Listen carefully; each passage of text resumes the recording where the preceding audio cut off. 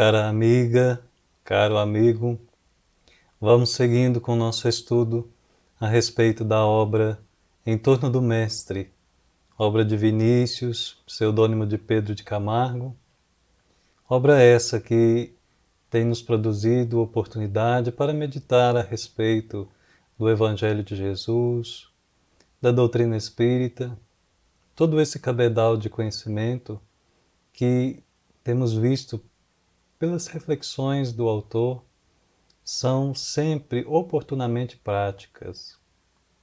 Sempre surge a oportunidade na nossa vida de reconhecermos o quanto a Boa Nova e a doutrina dos Espíritos são práticas, são praticáveis, porque é comportamento, é transformação da conduta, é transformação de dentro para fora.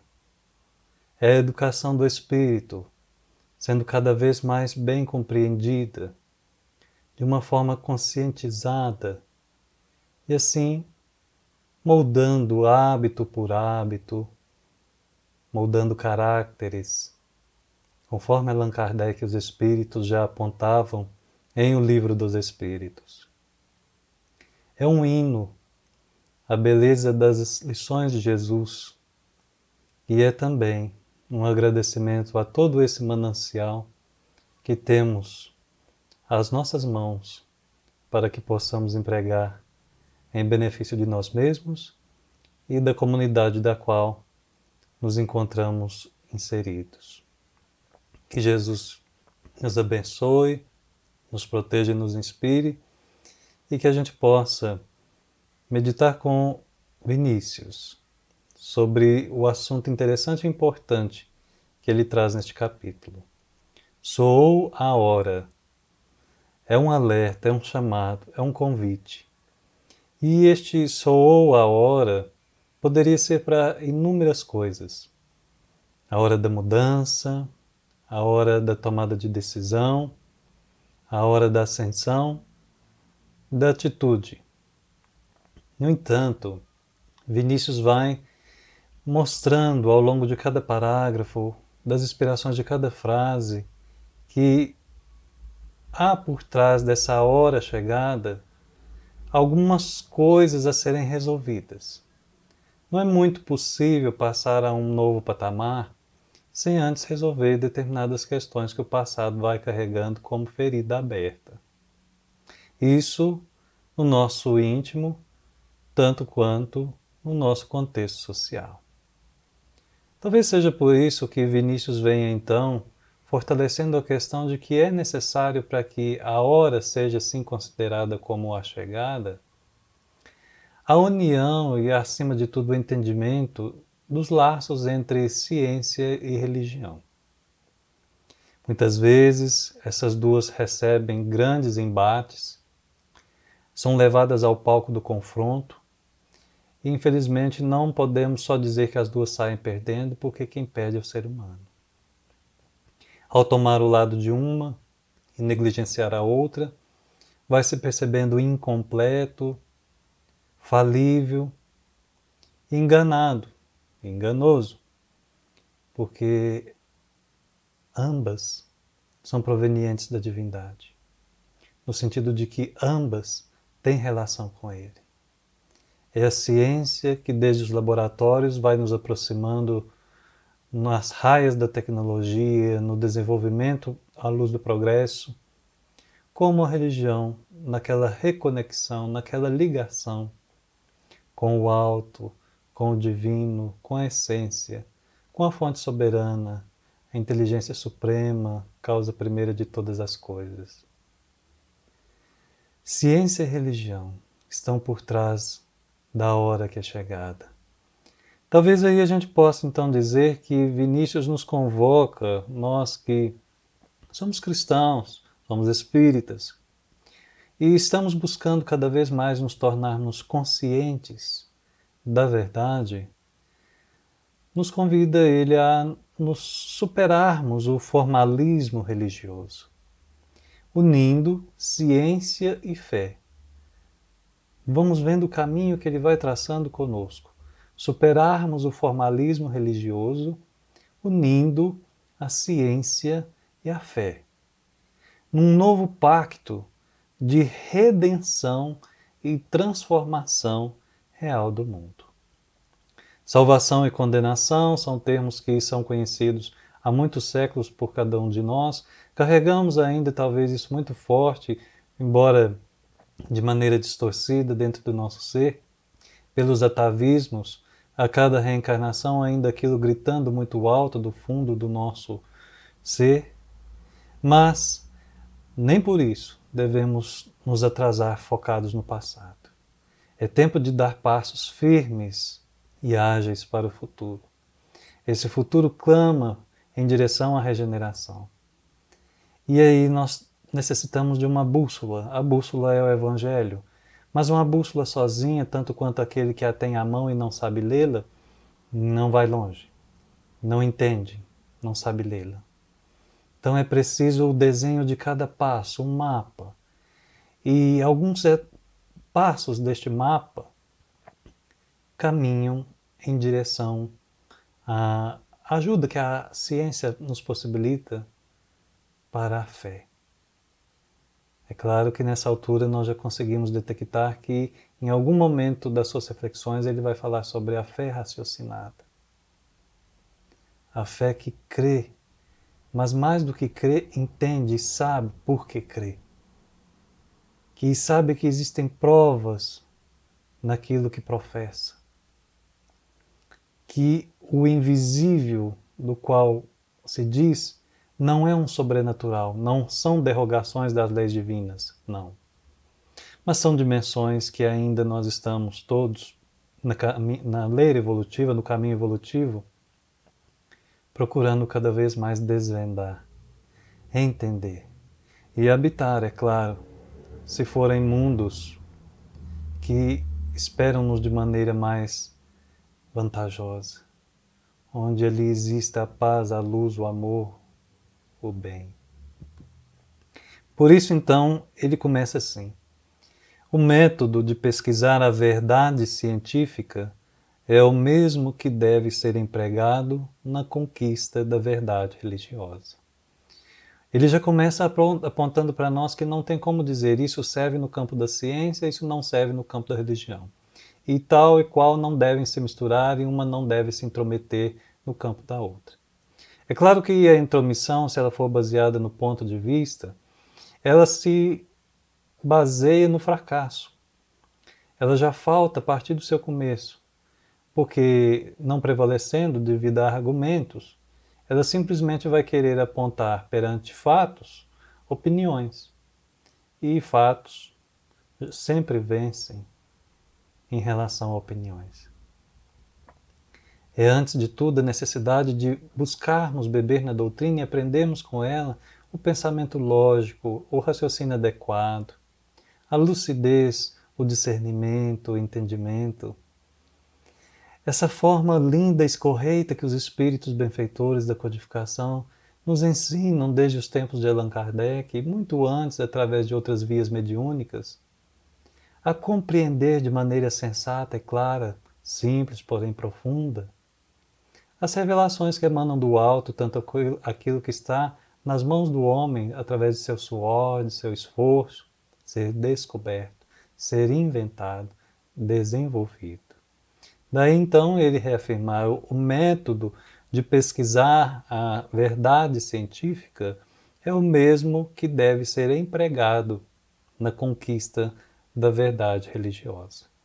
Ora, falando a respeito disso, nós lembramos do capítulo 19 do Evangelho segundo o Espiritismo.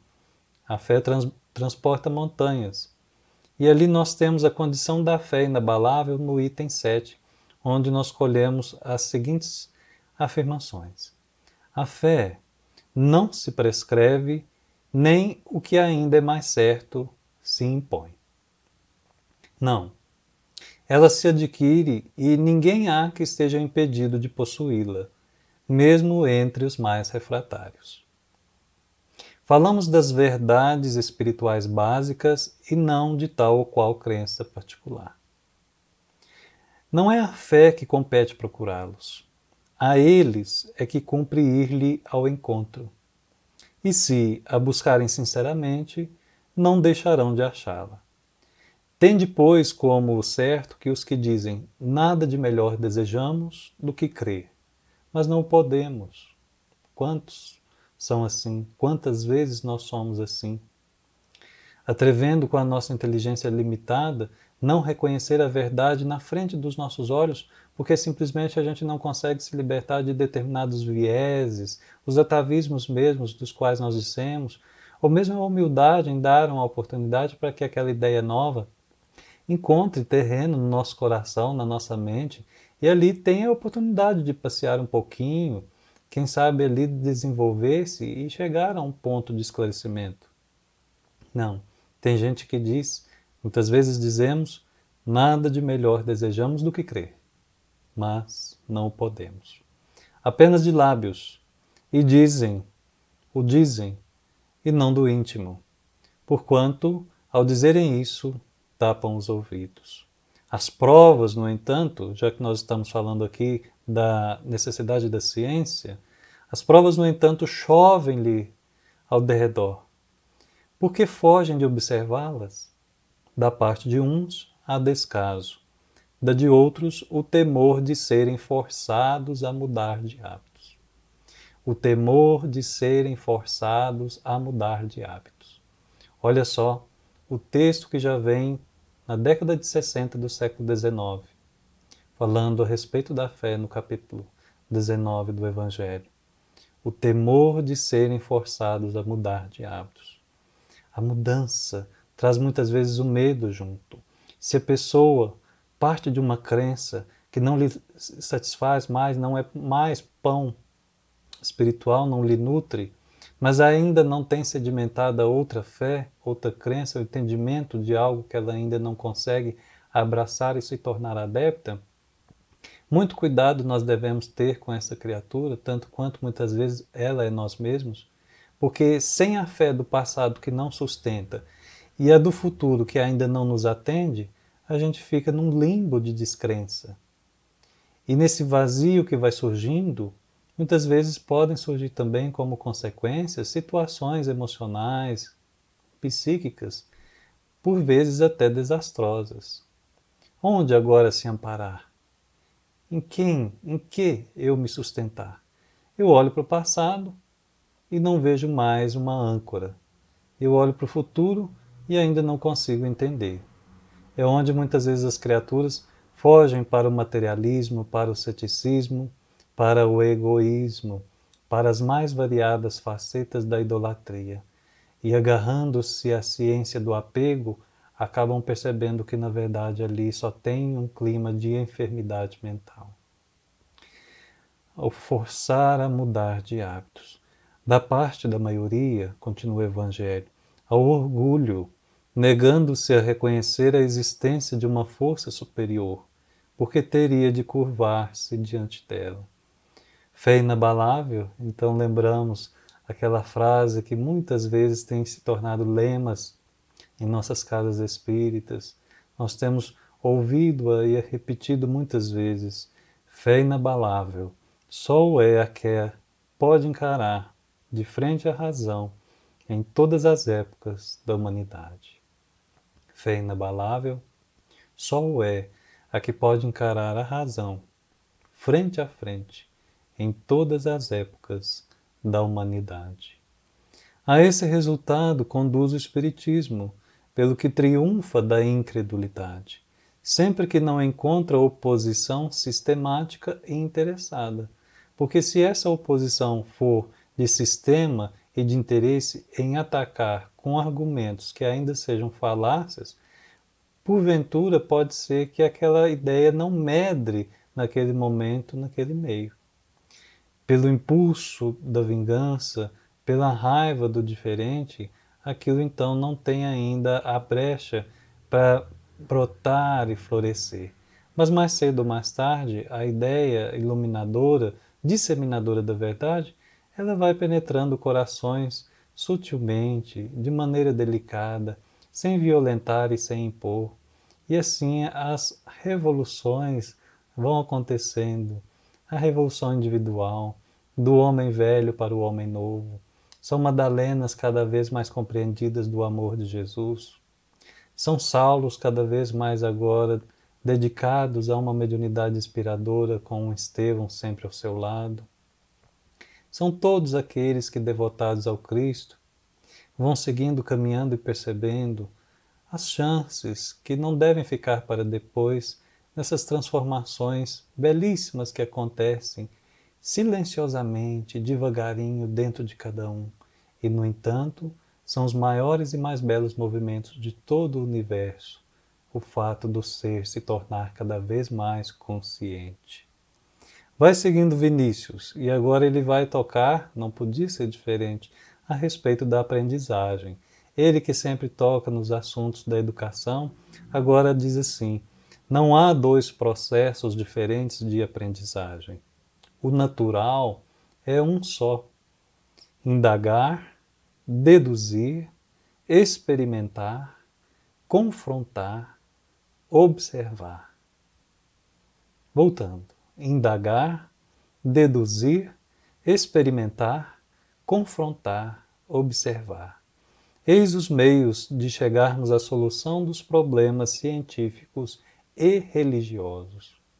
Que belíssima é a doutrina em sua tríplice questão científica, filosófica, religiosa, que nos possibilita sermos adeptos que podemos questionar. Justamente a obra magnífica, a introdutória, sempre a base, o Livro dos Espíritos, ali nos ensinando através de questões e respostas como aprender, como entender, como estudar, o que perguntar. E as respostas sempre nos cativando, nos ensinando, transbordando ali em frases, sínteses, um cabedal de conhecimento que se torna atemporal, sempre um patrimônio permanente do alto na nossa direção. Então é a nós concedida esta chance. Pode questionar, pode perguntar, deve-se, na verdade, as interrogações, as experimentações, especialmente no campo da moral, como a gente vai ver que isso é praticamente indispensável. Não há como aprender as virtudes sem experimentá-las em nós mesmos. Como é que a gente vai falar de paciência, de coragem, de temperança, sem sentir essas virtudes chegando em nós? Lutando ali, digladiando dentro de nós, com os vícios, com as paixões que ainda permanecem muito fortes. Mas ao mesmo tempo a gente vai vendo que devagarzinho a gente vai conquistando cada vez mais terreno nessas forças da alma, nessa excelência espiritual. E ali então vai de encontro com aquilo que o Evangelho nos diz: a boca fala do que está cheio o coração. É sem experimentação a impossibilidade de avançar.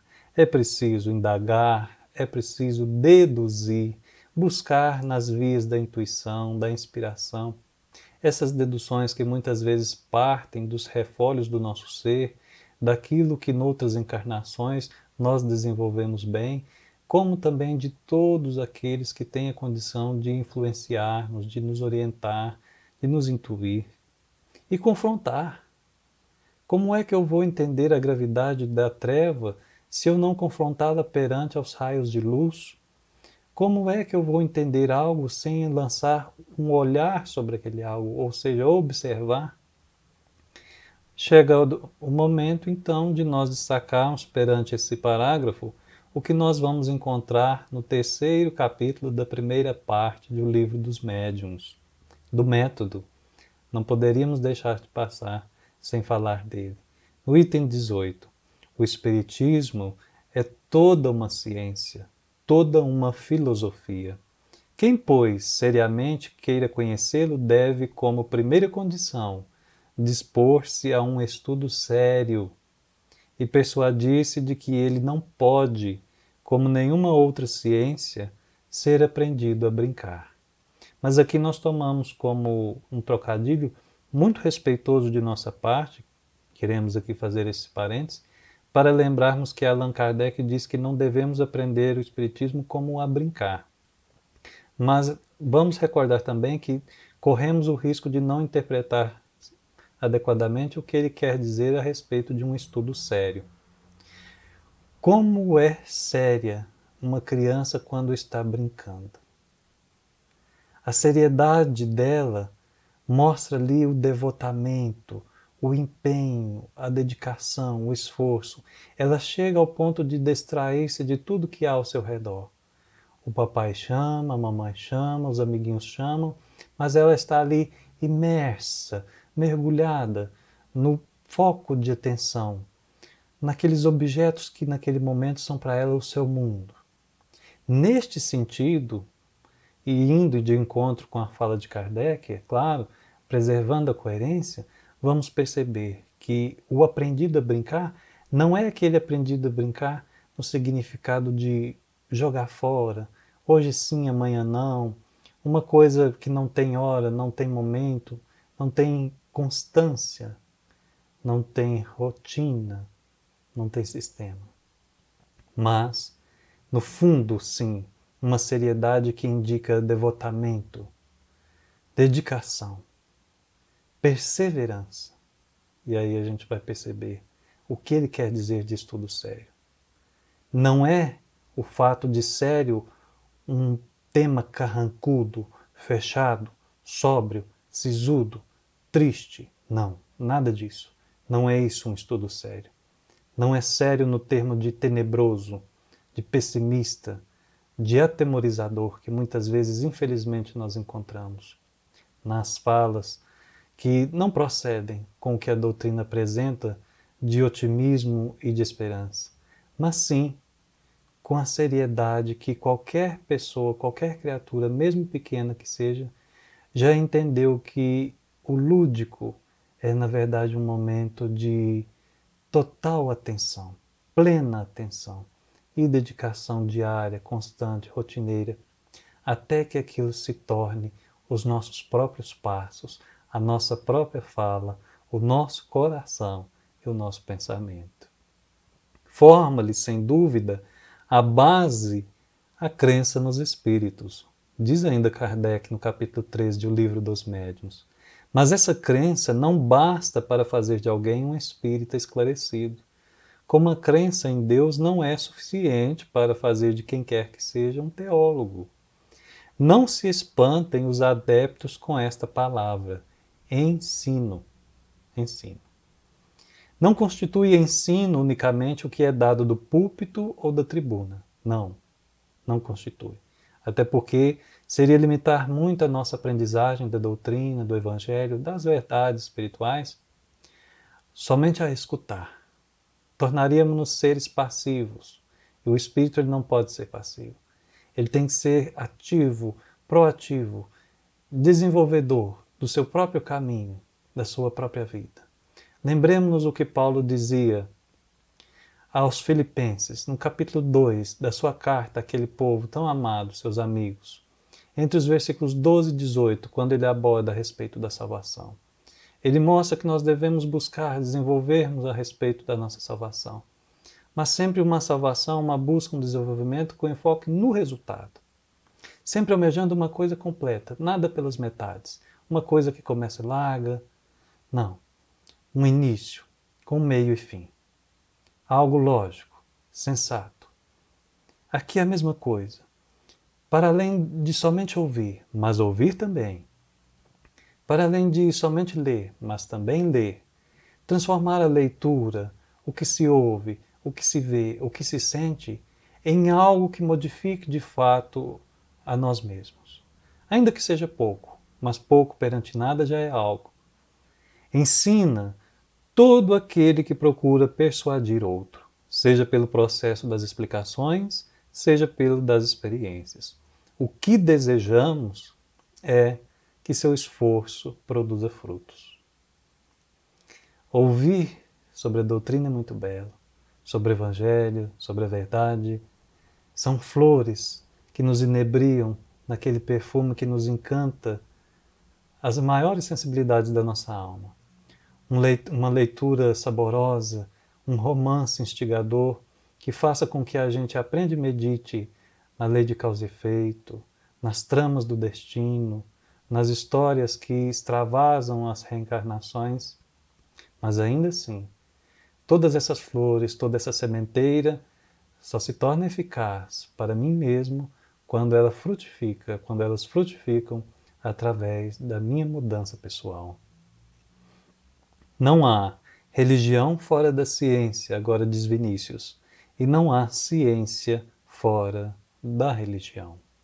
Ambas estão muito mais ligadas do que se imagina. Muito mais. Daí Emmanuel, no livro Ação, Vida e Luz, no capítulo 19, A Ciência da Terra, vai dizer para nós assim: a ciência da Terra muitas vezes é a tentativa do homem no sentido de definir alguns detalhes da sabedoria infinita. São tentativas de detalhar, de definir a sabedoria infinita. Então, quanto respeito merece a ciência de nós? Quanto devemos investir nela mesma, em todos os sentidos?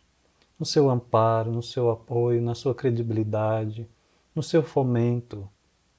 Diz o benfeitor, para cada explicação deve existir uma compreensão, e não podemos ultrapassar o limite daquilo que os vossos conhecimentos atuais são suscetíveis de comportar. Ah, como a gente conhece isso bem da codificação espírita. É onde surgem as revelações mediúnicas, o caráter da revelação. Aquilo que não vem pelas vias de fato da ciência, chega por canais que ainda nós necessitamos compreender, estudar melhor. Mas embora reconhecendo esses fatos como deduções lógicas e racionais, temos trazido sempre ao vosso mundo de intuição muitas realidades, como nós dissemos agora há pouco, em caráter profético, que somente mais tarde poderá a razão aceitar. Então nunca desconsiderar o mundo objetivo e nem o mundo subjetivo, porque ambos fazem parte da criação divina. O que é preciso é ter os olhos de ver e os ouvidos de ouvir. Vai seguindo Vinícius. Se é certo que há ciência na física, na química, na astronomia e nas matemáticas, há sabedoria, e muito grande, na bondade de coração, na inteireza de caráter, no espírito de justiça, no cumprimento do dever, no altruísmo, na renúncia e no sacrifício próprio em prol do bem coletivo e da felicidade de todos. Quanto nós desenvolveríamos uma disciplina, no sentido de que disciplina é fazer o que tem de ser feito, se nós considerarmos o progresso nosso nas vias de ciência da alma, dedicássemos com o respeito que nós temos à astronomia, à matemática, à física e à química, o mesmo respeito, o mesmo caráter investigativo, o mesmo esforço em entender a bondade de coração, a inteireza de caráter, o espírito de justiça, o cumprimento do dever, do altruísmo da renúncia, do sacrifício em prol da coletividade. Ou seja, estudássemos então afinco a respeito disso e percebêssemos, é possível sim colocar tudo isso em prática dentro de nós. É claro que não de uma hora para outra, mas sempre de uma maneira gradativa, de uma maneira permanente, porém gradativa. Se em divisões como ciências humanas e exatas nós buscamos especializar o conhecimento, desenvolver teorias, aperfeiçoar a prática, o mesmo vale para a ciência do espírito, para essa educação espiritual, porque aqui é justamente onde se encontra o nosso maior campo de trabalho. Ali é onde vamos dedicar estudo e ação. Nós somos o nosso maior investimento em todos os tempos, em qualquer lugar que a divindade nos situe. E na casa planetária ou qualquer local do universo, o que nós temos é para contar com a gente mesmo. Vamos buscar recurso na hora do sufoco, do testemunho, do desafio, é naquilo que já carregamos como bagagem, nas asas da sabedoria e do amor. Logo, há um mundo interior riquíssimo dentro de nós à nossa espera. Há um mundo interior, há uma galáxia nos esperando para ser descoberto e ser trabalhado. E tudo tem conjugado para esse caminho. E essas coisas, diz Vinícius, são os frutos da árvore da redenção plantada no cume do Calvário pelo Cristo de Deus. Olha só, Vinícius vai agora comparar com o Calvário do Cristo. Por que será? Porque a ciência exige suor. Ali mesclam-se redenção, Calvário e sacrifício.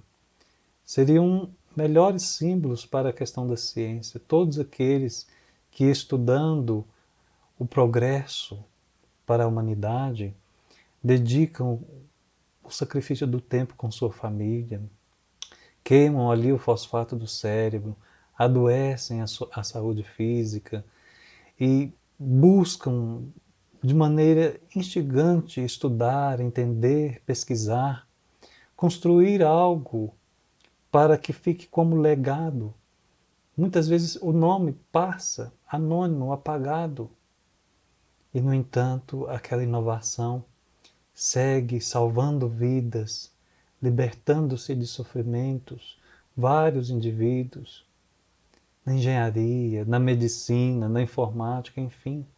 Quantas noites sem dormir, quanto cansaço, quantos anos pesquisando, para que então chegue o momento do eureka, como nós temos aquela história desde a Grécia Antiga. A intuição e a inspiração trabalhando com verdadeiros médiums, fluindo do lado de lá para o lado de cá, várias orientações para que tal ou qual caminho seja seguido, e aí os resultados vão chegando. Mas nunca sem esforço, quase nunca sem o suor do próprio rosto. A ciência que proscreve a virtude não é ciência, é vaidade. Porque aqui nós vamos reconhecer que muitos também dedicam este tempo, dedicam recurso para o devotamento ao mal, a inteligência desligada do amor.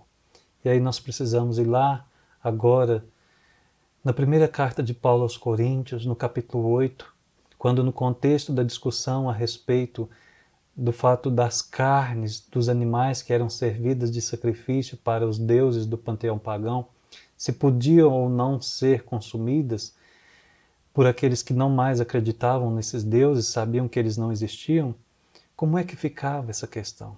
Porque Paulo ali nos dá uma lição tanto de sabedoria quanto de amor, ao instruir os coríntios a respeito de que, se alguns já tinham sim a certeza da fé de que aqueles deuses não existiam e por isso conseguiam comer essas carnes que sobravam dos sacrifícios, sem culpa, sem remorsos, sem clima de arrependimento, há outros que, abraçando agora a nova fé cristã, ainda carregavam os hábitos antigos com receio de que estivessem furando, burlando leis divinas.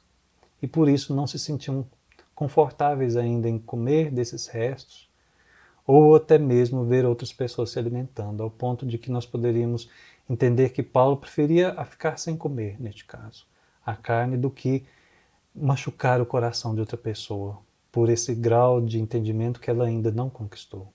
Vale a pena ler essa passagem, meditar profundamente nela, porque ela chega então àquele versículo que está assim: a ciência incha, mas o amor edifica. A ciência incha, mas o amor edifica. Não estamos mais nos tempos dos dogmas e rituais. Como Vinícius acabou de dizer, a religião que proscreve a ciência não é religião, é superstição. Por isso, nem superstição, nem dogma, nem ritual. É preciso um passo adiante para que a gente consiga meditar melhor nas coisas, com seriedade, com sinceridade e com amor, com o amor e o respeito que a verdade merece. O imperialismo não mais domina, quer na ciência, quer na política, quer na religião. O homem quer agir com liberdade, direito inalienável que Deus concede a todos. O mundo reclama uma religião que melhore as condições sociais. regenerando o indivíduo. A humanidade está farta de teorias e de promessas falaciosas. Ela quer frutos. É o momento da transição de ações formalistas, baseadas em ritos e dogmas, para a execução do dever.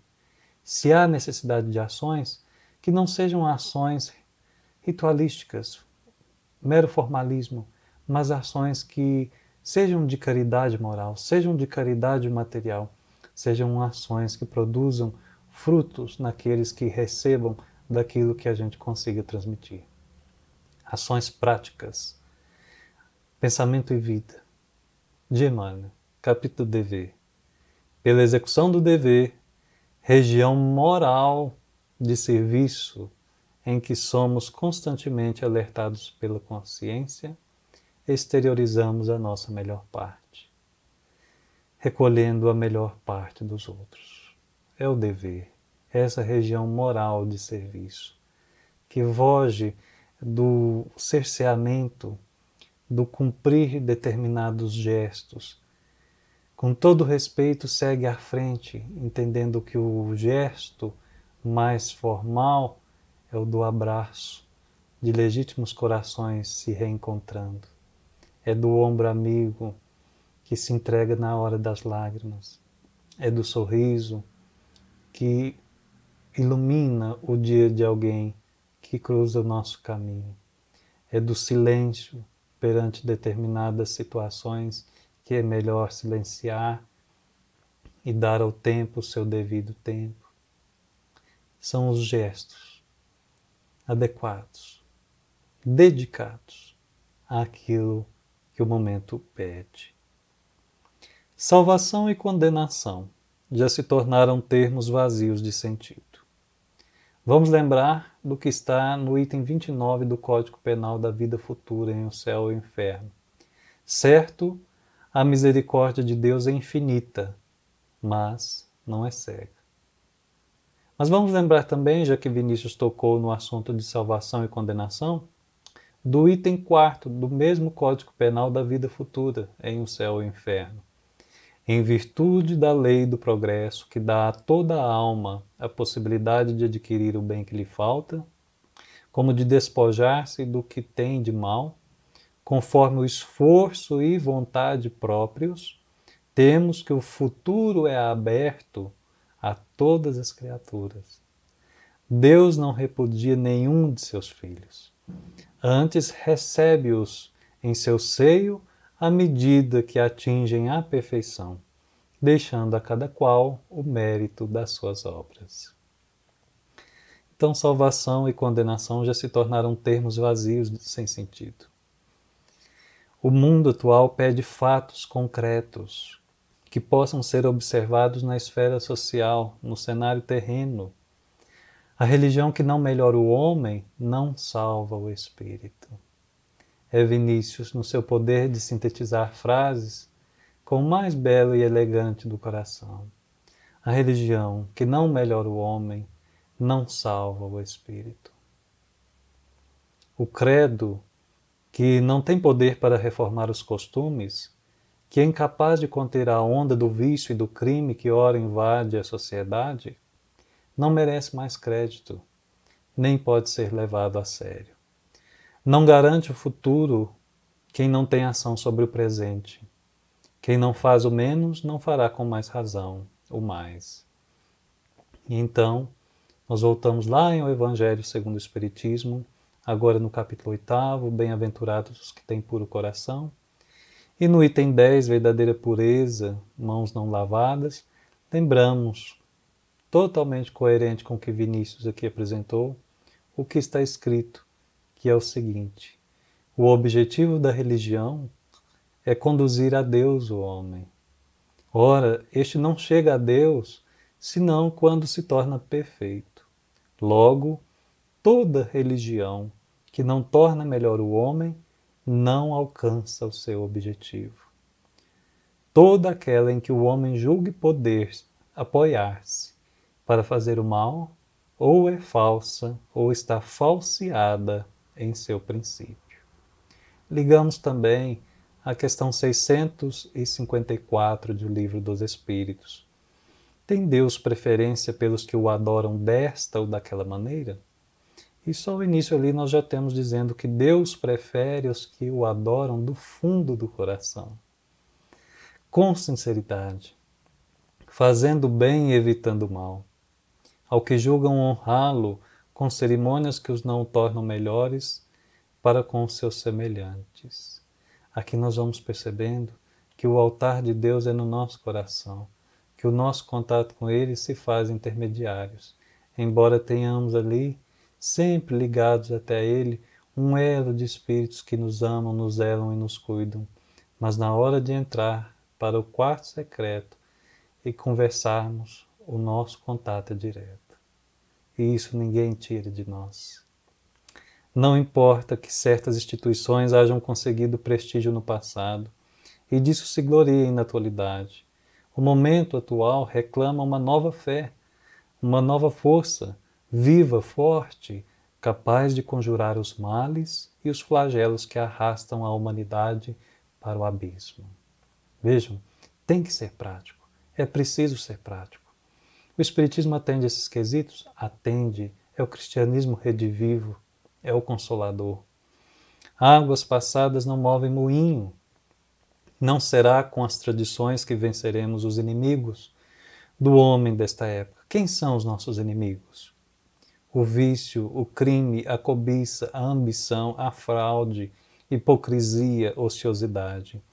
Religião que se torna estática e estéril é religião morta que perde o resquiat in pace, o descanso em paz. Necessitamos de fé, dessa fé que é dinamismo, que é energia incoercível e cuja eficácia se revela em fatos palpáveis, concretos. Então a inimiga da fé muitas vezes em nós é a preguiça espiritual. Aquela falta de querer entender melhor, de aceitar os estímulos que a vida está nos enviando para refletir, para desenvolver o raciocínio, para pesquisar e pensar criticamente, porque assim, somente assim será possível entender. Sempre ascendes. É preciso atrever-se a entender, a buscar o conhecimento e fazer deste conhecimento a nossa nova forma de vida. A época não é de discussões nem de controvérsias, como a gente falou lá no início, ainda no prefácio do livro, não é de polemos, não é de guerra, não é de polêmica, mas é de fatos. É de fatos. Nem de revolta, nem de revolução destruidora. Não é apagar o passado, porque o que passou, passou. E nem de inovação sem bases, é claro, só modismos, distrações, devaneios, também não. Mas transformação, educação, evolução, tudo caminha e é preciso caminharmos juntos. Não podemos estacionar. A gente vai vendo que a bondade, a justiça, a renúncia são expressões da ciência espiritual. Que a moral cristã não é de misticismo, como nós falamos, não é de superstição, nem de rigidez em dogmas, em ritualismos, mas é ciência aplicada da alma.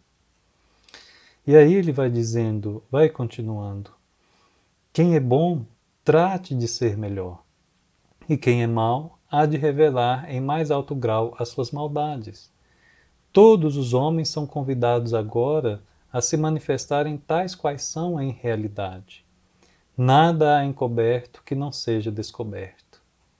É preciso que haja escândalos, mas ai daqueles por quem o escândalo vem. Aquele lembrando o Evangelho de Mateus no capítulo 18, o Evangelho de Lucas no capítulo 17. As máscaras vão cair. Não se tolerará a hipocrisia. O que houver oculto no coração do homem virá à luz meridiana. Daí porque as organizações baseadas nas exterioridades e nas encenações ruirão por terra.